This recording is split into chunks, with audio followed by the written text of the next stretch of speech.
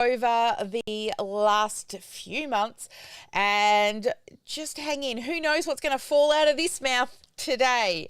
All right, so as always, let's kick off with our theme song as we wait for our VIPs to come on in, and then we'll be back with a candid conversation and some behind the scenes chat on what we're going to talk about.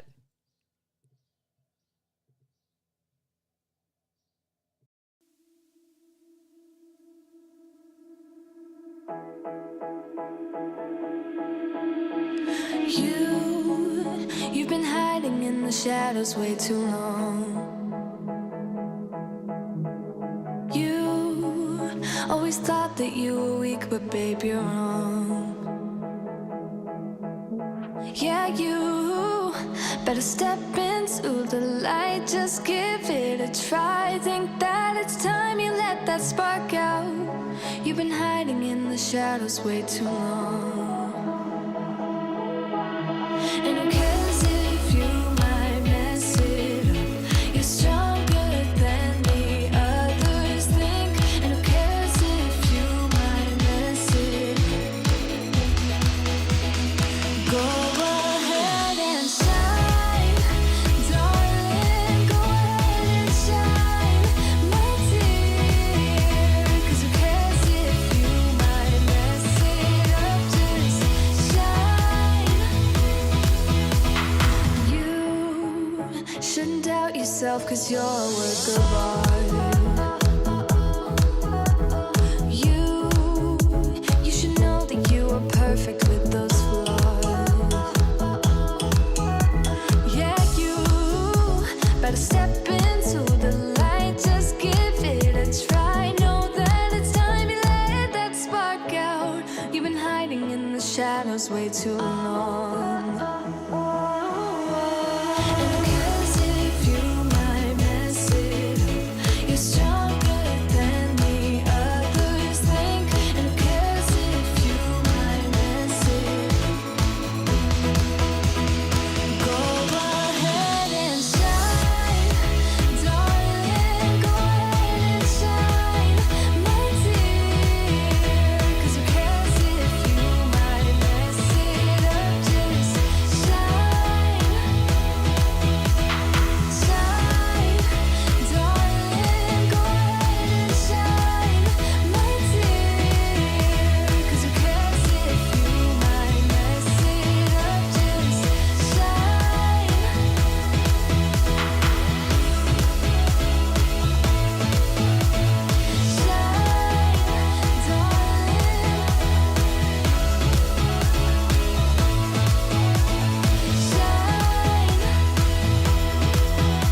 And who cares if you might mess it up?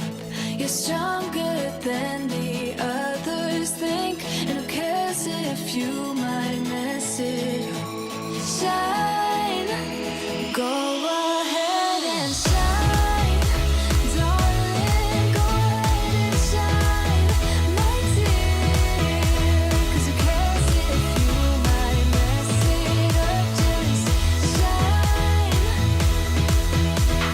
shine, darling. Go ahead and shine, my dear.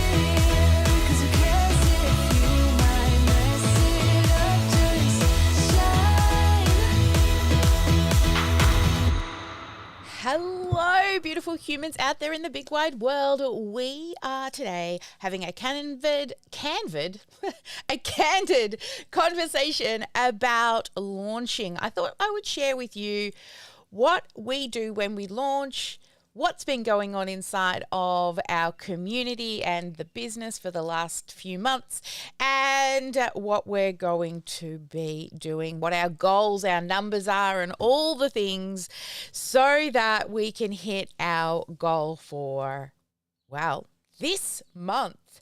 So first off, look, today I'm going to get vulnerable, all right? I really don't have a lot of notes. I've written a couple of dot points down about what I want to cover today, but I'm just going to see what falls out of this mouth of mine, okay? So we're going to talk about launch. We're going to talk about why we haven't launched since March or April.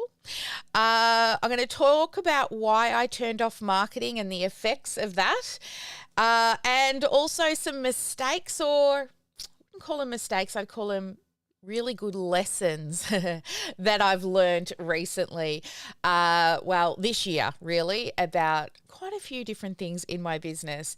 And also, there's a reason why things happened that at the time feel like maybe this is not good. You get butterflies in your tummy, you feel sick, you get a little stressed. But then on the other side of that, there always seems to be a reason why we've got to go through these. So I want to share that with you today. And then finally, what are our launch goals? So I want to share some sexy numbers with you. You know that I'm pretty open and honest with everything. So I'm going to share with you exactly what we're going to do, even what we're going to spend, and what goals and numbers we're going for when it comes to launching. So hang on in, because it's going to be a lot of good stuff today, especially if you're a sexy number lover like me. You're going to really enjoy what we talk about. All right. So the first thing that we're going to talk about is, why have we not launched? All right. Take a moment, Sally. I guess this kind of also takes into account turning off marketing and what effect it has had. So if you have known me for any length of time, you know one of my biggest things is everyday be marketing, right? Everyday be marketing. Because if you're not filling your leads from the top, and then what a lot of people will do is they'll go out, you'll hustle, you'll get leads, yay, you've got new clients. Then you serve those clients, but you stop marketing because you've got clients to serve. And then what happens? You serve them, you fulfill on your promises, and you bless and release them, or maybe they stay in your community, but not everyone does. And then what happens? Oh my goodness, I haven't been marketing. Uh-oh, here we go again. Hustle, hustle, hustle. Off we go. Got to go out. Got to get more clients. And when we hustle for marketing and then serve, then we've got to hustle and serve and hustle and serve. And honestly, it is just not a sustainable way to run a business. And I know this because I've been doing it for years. Now, the second thing is, if you don't know, I took a little step back from this business model. What happened was I lost my mum, okay? And what I had found was I didn't have any time off. Like, I was there, wasn't trying not to be there, but I felt like I had really built a monster. I couldn't get out and I couldn't take any time. So I decided to try a totally different business model, and I went across and tried medical recruiting with a friend and helping her in her business, and I realized after a good year, I hate it. To be honest, it was a repetitive thing of the same thing on repeat. Check emails, reply to hospitals, talk to doctors, check more emails, place a doctor, do compliance, talk to the hospital, and then do it on repeat. Literally living in the inbox. Now, this is why I hire and I have Beverly, because she's my executive assistant, so I don't have to read emails. Now, that's not saying I don't read the emails. I pay people to read the emails, and then they give me what I need to know, and then I reply to them and answer them. So it's a pretty big thing because I don't really enjoy it. I'm not the best reader for starters, and I don't enjoy it. And, when you start making money, you want to hire yourself out of the stuff you don't like. And checking emails is definitely one of those. Now, in the medical recruiting industry, that's all you do is check emails all day long. There's no avoiding checking emails at all, because all of the opportunities come in through emails. You've got to talk to doctors through emails, and it's email, email, email all day. So after giving that a crack for a good year, working it full time, investing money, I hated it. I really did. And then I decided to come back into this business model, but I wanted to do it differently this time around. And what I did was I reached out to 2 people who I was already working with, and I said, let's start a business together. Literally, I was driving down the road. I rang them. I said, let's do it. They're like, okay. And then I'm like, okay, I'm going to go buy a business name. And then I came up with a business name, OmniSuite, went and bought it. Then I'm like, okay, let's set up a company. Just Googled how, jumped into ASIC, set up the company, gave everybody shares, which apparently is equity. And that was it. We were off to the races. And in the first 3 months, we did really well. I got to where I wanted. I got to what took me 3 years to get to. I got to in less than 3 months this time because I had a lot of experience behind what it was that I'd done previously because it was super successful, made lots of money, but, I felt like really tied to it. So I brought in a couple of partners. And unfortunately, when you are running a company and you're just really starting out, you don't pay yourself anything. You pay your staff first. And one of the staff members, one of the partners, honestly, I kind of threw it at her without really thinking that she needs the money. She's not in a position to be able to work for free. So I started paying her. I was paying her still as an employee at the start, but really needed the money. So I said, well, the other 2 of us aren't drawing a wage. Let's do that for you.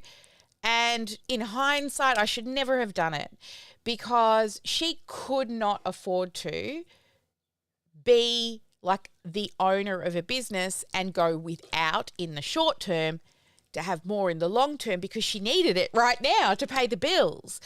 So we decided to go our separate ways, and I truly respect her. She's amazing at what she does. Kind of wish that I had never offered her the business partnership and just kept her as an employee because that way she still would have been paid and probably still be with me. Then we got approached by somebody to invest in the company, and I learned something that I didn't know. I didn't understand what equity was. Okay. Now I had spoken to a few other business owners and I said, oh yeah, I'd given away my equity. They're like, what? And then I started to learn from quite a few business colleagues because, I just Googled it and set it all up myself. They go, no. Many business owners bring in investors, bring in partners, but they do not give away shares in their company, especially if it's your IP, which it definitely is my IP that I've built over the last 10 years. So I learned a lot. When I spoke to my accountant and my lawyer, especially my accountant, he went through me like a ton of bricks. He's like, what have you done? Never do this again. Make sure you speak to me first. You don't just give away shares. There's other ways that you can bring in partners without giving away your equity. So I learned that equity is actually tied to your IP, and equity holders generally, if the equity holder was to leave the business, generally the business would fall apart because it can't run without them, right? And I'm like, I didn't know. I need to stop the whole equity thing. So I decided to kind of square things up and sort everything out, and spoke to my partner and made her what I thought was a really awesome offer. She was going to get paid way more than me. And not only that, I was going to pay her for life, for her children and everything. But, I get it. Equity to her was super important. But unfortunately, that's kind of a thing I had to do. I still really care about her, and she decided to go her separate ways. She thought that, I guess she was emotionally tied to the word equity, even though I was offering her a really good, it was a small retainer every month, but like when she closes, I'd worked out, she'd get way more than I would get a year, and then a guarantee that even if she left the company or died, I'd keep paying her kids. So unfortunately, she decided to move on, and that is still a friendship that I hope that once, when we sort all our stuff out, I truly do love and care for her so much. And, unfortunately, it just wasn't the path.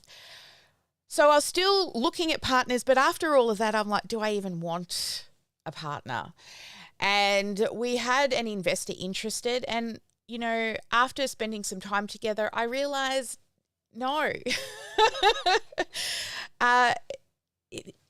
It wasn't the right fit. I think there were areas that, our business wasn't at the, multi-million dollar area where this investor could just delegate all the tasks. She still needed to be in operations, and that means knowing how to really be very fluent on the computer. And so mutually, I knew that it wasn't going to happen, and when we finally talked, she knew it wasn't going to happen. It wasn't a good fit for either of us, and it was exactly what I wanted. Now, after starting this business and chasing partners, that's what I've been doing. The reason for that was when Mum passed. Chasing partners, I thought, was going to give me the freedom to take a step back as I grow this, because the biggest thing that I've learned over the years is, my husband's got coffee. Thank you, my love. The biggest thing I've learned over the years is I really struggle with team. It's not that I don't want a team. It's just I'm not a good manager of a team. What I do is I've got the vision, I know the numbers, I've got a very good proven model that is scalable, but it isn't scalable without a team who can fulfill. And honestly, I feel like I've been through 3 divorces this year. It's been so hard. It's been such an emotional turmoil. And this is where I want to get a little vulnerable with you. Sometimes business isn't always exactly what you think it's going to be. But what I've also discovered along the way is this is what I love. I truly, truly love what I do. I love the fact that we get to help people every day. And some of our clients come crying in a good way with how we can help them. And even though I've, been chasing partners, and to be honest, all of these beautiful women, I still admire greatly. They all have amazing skills, but partner doesn't have to be somebody that is an equity holder. A partner can be somebody who is an employee. And I've realized that recently because the reason for going through all of this, the reason for feeling like I've been through 3 divorces in the last 12 months was to get Ash. I think I will cry. I think I might. So I met Ash 8 years ago, and we started in network marketing together, and we got on really, really well, but we worked our asses off together. And then we got to travel the world together. We got up to a little bit of mischief. Yeah, we did. But, Ash was in her early 20s. I was in my 30s, late 30s. And I had done quite a lot of things to get to where I am. And she really hadn't been out there in the big world in regards to having a career, lots of jobs, like all of us when we start out, right? Pouring beers, working in retail, working in a cafe, whatever it is, we all have a job.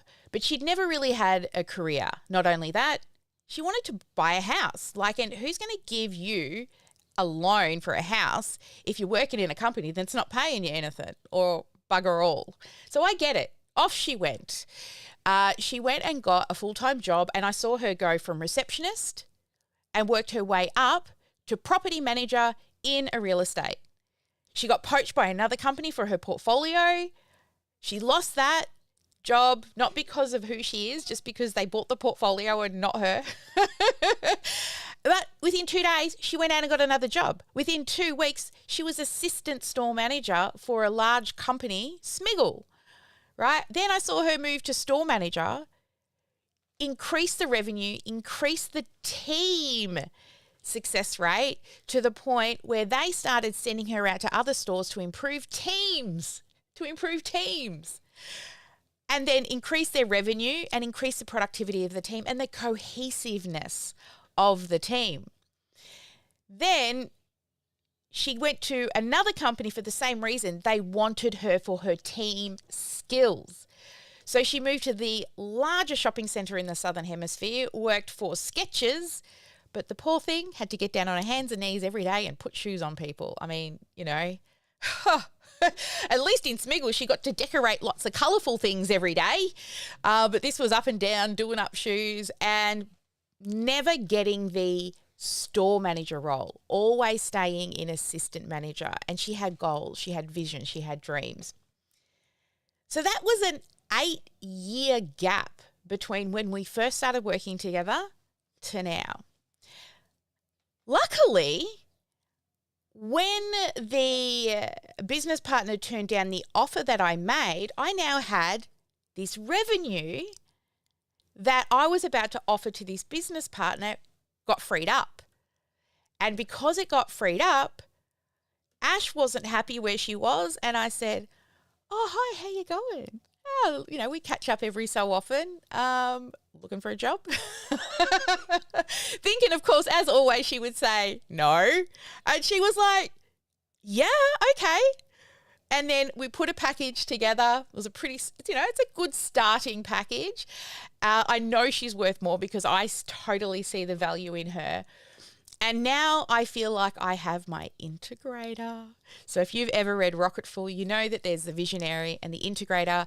And being an integrator is a little bit of a thankless job at times because you've constantly got to be, cracking the whip, but also got to be good and nice. But sometimes you've got to be not nice as well to make sure that the team works well. And her personality, she thrives in learning how to manage people. It's her zone of genius. It is that, like, when to talk to them nice, when to have fun, and then when to take away fun because some targets didn't get hit. And if, as a business, we can't just have fun all the time. That's probably how I like to roll, right? Whenever I've had to fire people, I would write a script. I would practice. I would talk to my therapist. I'd bring a friend in the room so I would try not to cry. Honestly, I have rose-colored glasses for everything. And that's another thing I found out about myself in the last 12 months is people can take advantage of me because I am very good at trying to just give stuff away. I'm really good at giving things away, and I didn't realize how much people take advantage of that because I do. For me, if I can pay people money, I feel like, that's a little bit of the way I show love because I never really had money growing up. I used to eat out of the salvo bin, not like a real bin, but, there was a bin out the front of the salvos that people would put food in the morning. And if you got there early, you could get food to eat. And so I would go there to get food and then I'd go off to some kind of training or I think at the time I was doing how to get a job placement that was sponsored by the government. But Ash is the reason why I've been through 3 divorces this year. But I do need to ensure that I keep business and friendship separate. Also, that's a boundary I need to truly keep. So why have we not launched? Well, the reason why we've not launched is because the previous business partner and I were like, let's get the customer journey once people sign up good. When we started OmniSam, I know how to get leads. I know how to sell, right? That's not my problem. So I ran 2 launches and we brought in, I think it was 1,500 and then maybe another 2,000 on the second launch. We got lots of signups. We had over 100 subscribers to our software in less than 3 months. And really what I wanted to do was bring heaps of people in to break it, because if I wasn't putting people into the system, if I wasn't testing it, then I wouldn't know what to fix. So I knew I had to break it. Well, actually just bring lots of people through it to find out where they get stuck, what their problems are, what my problems are, what areas I need to fix. So then back in April, I think it was March was the last launch. April, we decided let's close intake and just do word of mouth intake for 4 to 8 weeks to clean things up. So first time ever, I have turned off marketing. Yep, not running ads. We went to a few networking events. I did a speaking gig for the Geelong Small Business Festival and a couple of podcasts here and there, but really there was no paid marketing because I didn't want to bring in more people until we'd cleaned up everything. So that was supposed to be sorted by June, and we were going to start running ads again in June. Then I learnt all about the equity thing and decided, hey, let's put it off until July. That then strung out through August, all of July and into August, still not launching. Also realizing it's just me, I had the choice with the investor was stop everything, build a team. And I'm like, okay, let's do that. So I stopped everything because if I started to launch, what would happen is our focus would shift to sales, right? Which is the total wrong area. The whole team would have to focus on sales, closing, and not on team and development and fixing that customer journey. Then once I decided I didn't want a partner and we both mutually agreed it was not, she didn't have the expertise I needed, I didn't have the business model she needed, and we went our separate ways. Now, guess what? We've gone April, May, June, July, August, and we're on the last day of September. That's 6 months, no marketing. I've never done it before. Normally by this time we're launching because we need to get sales through, because December and January there's going to be no sales in our niche. Everyone's on holidays. They're business owners. They're not wanting to invest in new things at the end of the year. As business owners, we want that time off. We want to spend time with our families.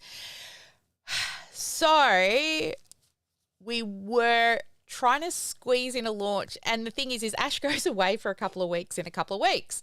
And I'm like, how am I going to fit this in? So our goal was to launch and have the event running on the 6th of October to achieve what I would normally do. So this is our normal routine for a launch. Week 1, tech setup. Week 2, ads are running and we're partying with, it's called pre-party week. We're partying with those people who have registered. Week 3 is launch week. This is when we're teaching, we're loving, we're showing them what value they could get if they decide to come and join us, but also no holes barred, right? When I launch, I share everything. And then week 4, we're focusing in on all the new clients and getting them closed and onboarding. And then we do 5, 6, 7, and 8, sometimes usually 6 to 8 weeks between launch, and we start again. So based on that, the math is ads should have been on the Saturday just gone. So it's now Tuesday and the ads aren't on because I'm still building, and because it's the first build in the new software in OmniSam with this particular challenge, because it's not the Canva Made Easy challenge, okay? That one was just to bring in lots of people because I knew it would. This one is about teaching the one thing, the focus on the one thing that we model and use consistently in our business. And, I always talk about the snowball effect. The snowball effect is in a marketing campaign, it's like when you create a snowball, you've got to create a really strong foundation, or otherwise your marketing campaign will crumble. But when it's a strong foundation, as it starts to roll, it will get bigger and bigger and bigger because you run the same marketing campaign on repeat, and people who don't join in the first, second, third or fourth could come in the fifth launch. And so it expands and it grows and it grows. And that's why I got to where I was before I took the time off. But this time around, rather than trying to find partners, now I'm paying people better with a team who feel that it is also part of their business. I'm looking for intrapreneurs, not entrepreneurs. People who don't want the risk of spending $20,000 on ads or they don't have the money, but then I can still pay them because they see, well, we've got to do really well or we don't get paid, right? But they don't have to come with the risk that I'm willing to take on. So turning it off, the snowball effect died. It did. But then I have to build the foundation well for this launch because this will be the launch that we do on repeat. We might change a few words here and there, but it will be the same launch on repeat over and over and over again for the next 12 to 18 months. We'll try different hooks. We'll try different videos, but in essence, the core of what we teach is always the same. So we've got to set goals, and again, this is another time I'm going to get really vulnerable with you, and I'm going to share with you my numbers, okay, what I'm hoping to achieve, and then whether we hit it or don't hit it, we'll definitely learn a heap of stuff, a shit ton of stuff we'll learn over the launch. So just to recap, before we get into the sexy numbers, today was about really just being open and honest with you of what's been happening in this crazy world. I've had a lot of people reaching out, where are you, Sally? We don't see you anymore on social media. Why I haven't been launching, why I turned off marketing, the snowball effect, which has not been happening with not everyday being marketing. Also, some really big lessons I learned was understanding what the hell equity means. I didn't understand. I really didn't. I know that sounds silly, but I didn't really understand. Equity is your IP. Also, team. I think that's the biggest thing. Team, realizing that it is not, even though there's a lot of things I can do, right? I surprise myself sometimes with the answers I have for most problems, but team is definitely not it, right? I can tell people what to do, but the management of checking in, making sure they're doing it, check in. I'm like, I've removed that from my brain that's full of a gazillion things right now, and I don't want to have to ask about it until it's due. Apparently that's not how you manage people. You don't just tell them what to do and then send them on their way. Who knew? I knew, but I've been studying Brenda Burchard. I've been studying, oh man, this has happened to me again. He's got the glasses. Oh, Simon Sinek. There we go. All these leadership gurus. I've been studying these guys for years, trying to work out how to be a good leader and manage a team. But this is why I have my Ash, my integrator, the person who's going to look after those beautiful humans that I can afford. And I think one of the proudest things when I sit and think about the business, apart from helping the clients, is knowing that I'm putting food on the table for my team. I'm helping them pay their electricity bills, their rent, their food, all the things, because they work for me. And the business is sustainable enough to love those people. So that, I would say, is one of the proudest things that I've been able to do, is being able to give back to these amazing humans that are part of our team. All right, so let's talk sexy numbers, shall we?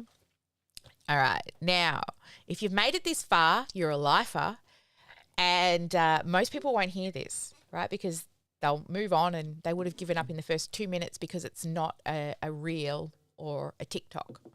Right, I'm not dancing with the funny music for you. But if you're here, you're a lifer and you want to know the details, right? You want me to spill the tea. So let me do that. So here is generally, let me get up let me do it on a whiteboard for you so that you can, let's see if you can see.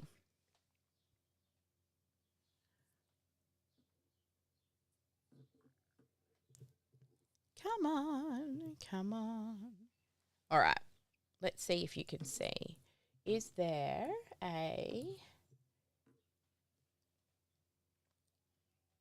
I'll plug you in. Even though I must have forgot to plug you in last night. Okay, you don't want to see what just happened over here, but the coffee is everywhere. We're going to move the book. We're going to keep continuing on, and you know what? It can't fall any further than all over the bench. Oh, hang on. I'll move the important books and throw them on the floor. The joys of live and spilling coffee. All right. The rest will just have to sit there in the mess. Hang on one second. This is really the joys of live right now, when you spill an entire hot cup of coffee. Okay. Clean the iPad. It smells amazing in here, just saying. If you love coffee. And there's another stain on the carpet. Oh, well. Okay. I got it plugged in now. Let's try this again. Let's see if this thing still works. Okay. So it is capturing. Now we've got to go to video pencil. That is not what we want. All right, Ma, if you're listening to this, I hope you remember to edit all of this mess out. Team, if you can message Ma and make sure she listens to this episode properly to edit it as well, because there's probably a lot that we don't need. Yay, it's working. All right. So let's just do it on this screen.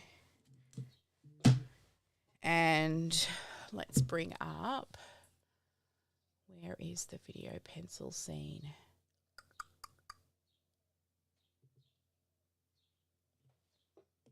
Yep, this will do. Alrighty then. Okay, so let's just start with a starting number that we're going to use to run our ads. Now, when we're not running a marketing campaign, I like to just have a really simple $4,000 a month, just, it's about $1,000 a week, just running on ads so that things are filling in between launch. But when we launch, we up that spend. So what I'm looking at is spending about $20,000 Now, with the 20,000, give or take. So at the beginning, I thought, oh, I'll just do 10 because it's an untested hook. But really, if I want to hit my goals, when I ran the math last night, you should see my window in the house. When I ran my math last night to hit my goal of what I want to achieve, I really, really need to be looking at about that 20%. So generally speaking, 20,000 is the spend. Now, the cost per lead, if I can keep it at about $20, but let's say it goes up to $25. All right. So I can kind of see both sides of this. So we've got $20 for cost per lead or $25 cost per lead. So now I'm going to run the math again like I did last night on my window. And I know I could probably just ask ChatGPT, but you know what? I love running sexy math. It's like meditation. So actually, it's math meditation to me. So if we do 20,000 and we divide that by $20 a lead, our leads will be for $20, 1,000 leads. And if we spend 20,000 and it costs us $25 a lead, we're looking at 800 leads. Okay, so that's how many leads that we'll get with those two cost per leads. Now what we need is to get them from a lead into the Facebook community. So when we get them into the Facebook community, generally, well, industry standards is about 40%. But I've got a few little tricks that I've done over the years that generally gets us 60 to 70% of those people into the Facebook group. It's part of this awesome idea I had years ago that really entices people to join us in the group. So let's base that on our 70%. Actually, let's just be conservative, all right? We always be conservative.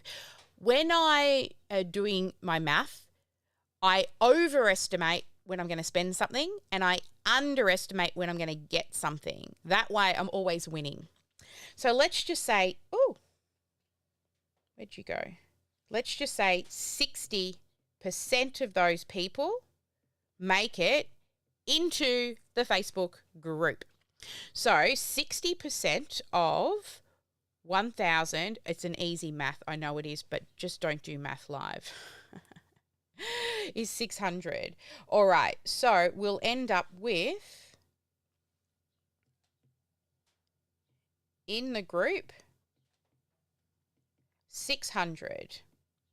Or out of 800, not 8,000, 800 times 60% is 480 of those will end up in the group. Now, generally speaking, we're goaling to close 2% of those people. So let's just run the math and say we only get 1.5% or 2%, and I've had it 2.5% before. So let's do the math on that. So we have 600 times 1.5%.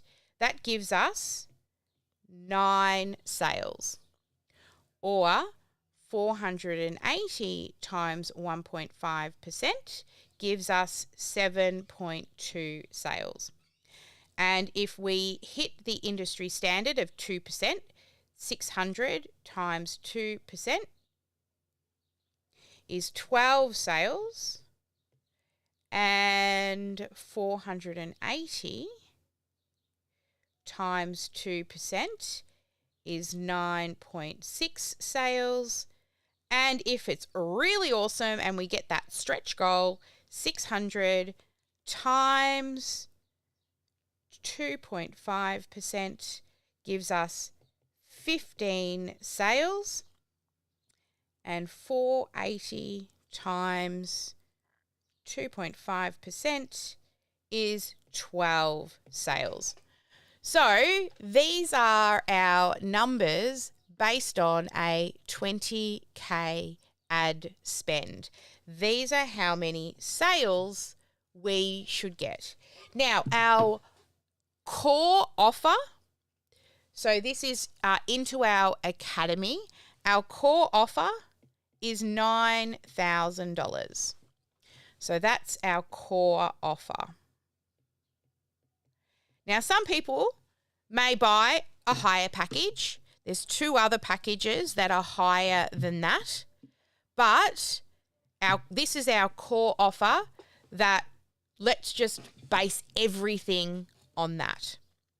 So based on our core offer, our, let's say, 9 sales will be at the lowest of 1.5. 9 times 9,000 is 81,000, or 9,000 times 7.2 at that higher one. Oops.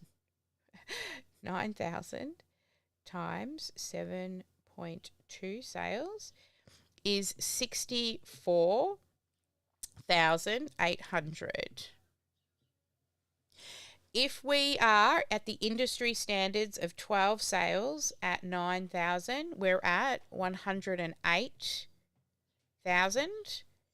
If we hit the 2.5 at the $25 an ad, we're looking at 9,000 times 9.6, so 86,400.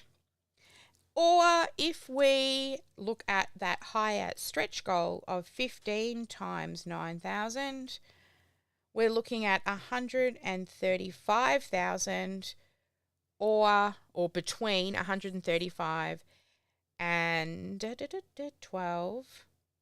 Oh, well, 12's up there, is 108,000. So, based on our $9,000, we're going to earn somewhere between $64,000 as the lower one, up to the highest of 135,000. So, somewhere between there. Now, if you were asked to give somebody $20,000 and they will give you back 64,800, would you say yes? Would you say yes? All right. So generally as a marketer, what we look at now is what is our value per lead.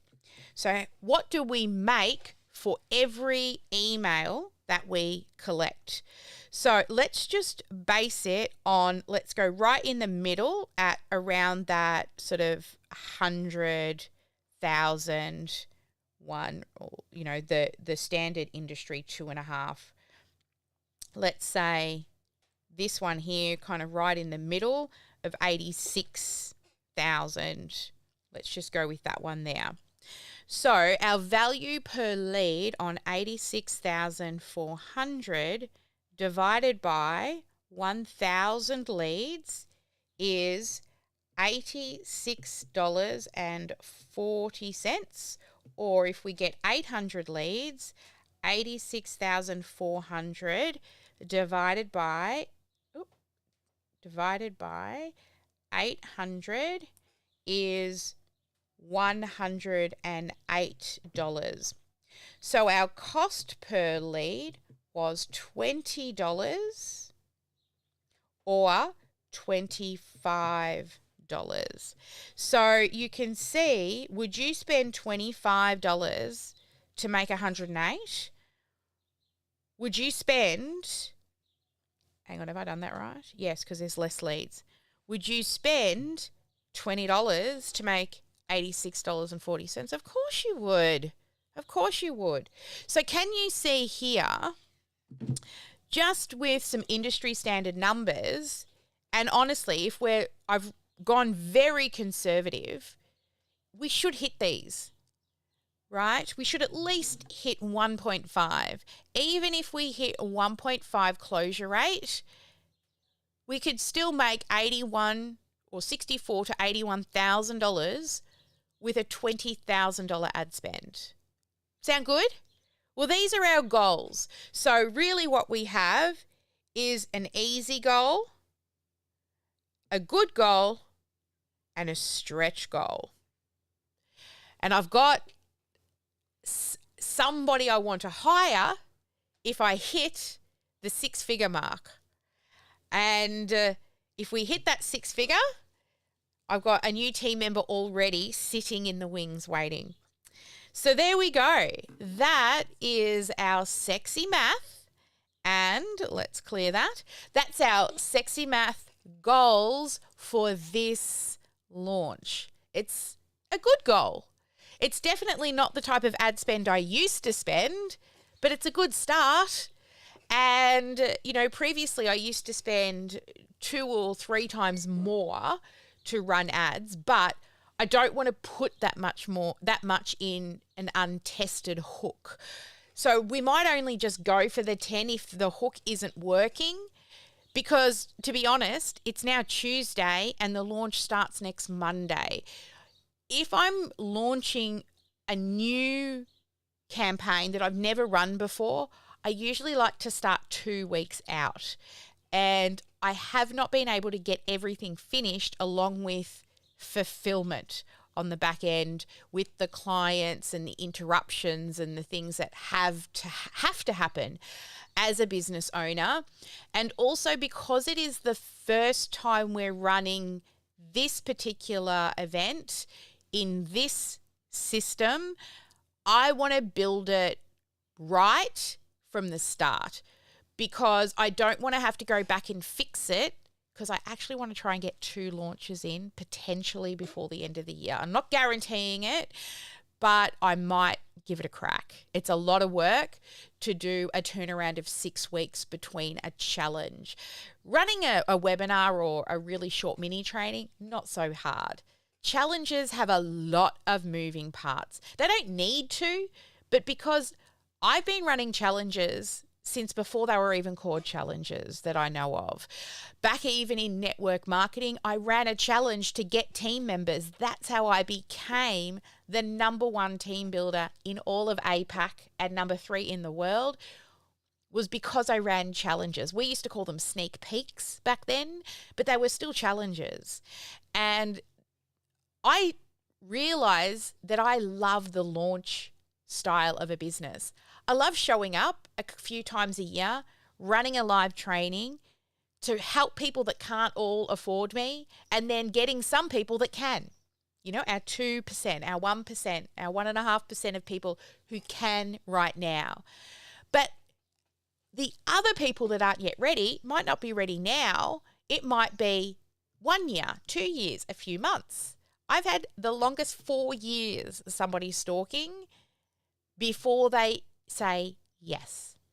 So that's my story behind launching, why I haven't launched, getting a little vulnerable and kind of sharing some behind the scenes things of what's been happening in the business, and just the transition of really I need to remove business from personal. I remember hearing, it was probably about a year and a half ago, I was listening to a podcast by Amy Porterfield, and she said one big thing, and she's like 12, 15 years in, right? One thing she said is she had to stop calling her team family, because there's this blurry line. And me personally, I've been taken advantage of by my team, because I see them as family, and then to make them feel better, I just give them more money. And even if I can't afford it, even if I've had to borrow it from my husband to give them money, I do. And it's my personal boundaries that I have to protect better from being taken advantage of. It's not that you can't call them family. I need to remove that connection that they are family, because I have literally taken from my family to give to my team and past team members and I never get paid back, even with the promise that they'll pay me back. And do I chase it? No. Why? Rose-colored glasses here, pay it forward, good karma, all those things that I live and breathe by. But it doesn't always help business. So I have to try personally to set those boundaries. It doesn't mean that, we don't love them and care about them, but I can't be, taking money from my partner's bank account to give a loan that never gets paid back to team members. Yes, I've done that. Anyway, I hope you've enjoyed this episode of me getting a little bit more vulnerable with you. I've spilt an entire cup of coffee all over my desk while sharing this with you. It is a complete schmozzle over here. So as I log off, anybody out there who is a VIP, feel free to head on in now to the VOZ, because I'll be here for Q&A, for Ask Me Anything sessions for the next hour or two. I'll be in here also working on building out my funnel. And if anybody in the community wants to watch me build, I was talking about this the other day. I'm happy to sit in a room and share screen while I'm building the launch things. Clients can come in, but do not interrupt me. Don't ask me questions, because it will slow me down. I'm happy for you to get a look behind the scenes and see how I build and all the things that I'm putting together right now, but please don't interrupt me. You can come in as a stalker, okay? You can be a butterfly on the wall. So I might hang out in the butterfly room. There you go. I'll hang out in the butterfly room. You can be a butterfly on the wall, but do not interrupt me. The only people who have permission to interrupt me is Beverly, she's my executive assistant, and Ash, because she's our customer success manager, but nobody else is allowed to if you want to stalk and watch me build the funnel. I was thinking, what's the name of that software? Twitch, I think it is, that people like stream their video games and things like that. Maybe I'll stream it on Twitch as well. Who knows? Just having a bit of a play, because I've always been a pretty open book with everything. And over the last year, really, I have been a very closed book while I'm trying to sort my shit out. And I want to move back to the way I have been, without fear, without judgment, because I'm just doing the best I can with what I've got. And I need to lean into that again. And it's been something that I've been really scared and hesitant of. I think it's just with everything people have been sharing with me have, in a way, shut down my personality, that I've been too scared, fear of judgment, fear of doing the wrong thing. And I never used to be like that. And I need to get back to that. I need to get back to just share it, say what you say. It is what it is. I'm not giving legal advice and accounting advice. I'm just sharing my story, my journey, my thought patterns, the way I see the world, that in a hope that I can inspire you. Because when you join us, we can build all the fancy stuff for you, but they will not come. Right? You've got to be everyday be marketing, and we'll be back to it. Every day we will be marketing once I can get the rest of this funnel done. My goal is today, we're going to turn it on. Today, we're going to turn it on. Please, please, if I can get the time to do it. So thank you so much for joining us on this week's episode, or whether you've caught it on the podcast. Know that there's going to be a lot more vulnerable stories. I'm going to go back to the way I used to be. No fear of judgment. No fear of oversharing, because that's always who I've been. Why should I shut that down? Because everybody, well, not everybody, people have been telling me to. And no. I got to where I was and where I am, and as well known as I am, because I never used to be scared to share it all, right? The good and the bad and the ugly. So thank you all again for joining me. As always, never let anyone dull your sparkle. As soon as the funnel is launched, you will be able to join it. It will be at sparklewithsally.com. It doesn't go anywhere right now, but it will be sparklewithsally.com. You'll head to that to join the new challenge.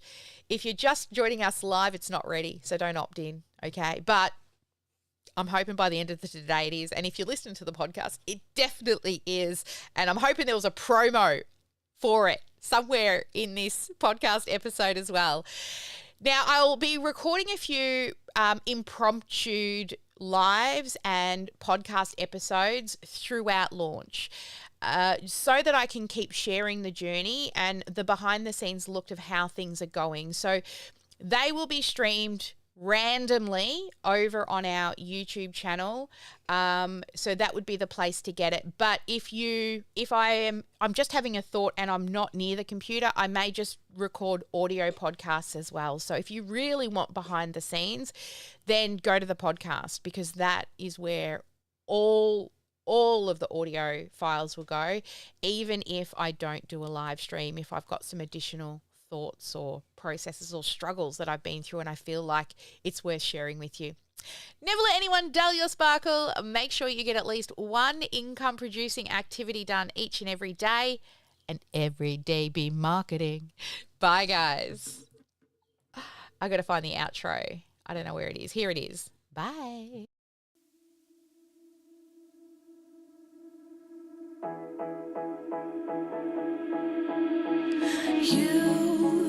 You've been hiding in the shadows way too long. You always thought that you were weak, but babe, you're wrong. Yeah, you better step into the light, just give it a try. Think that it's time you let that spark out. You've been hiding in the shadows way too long.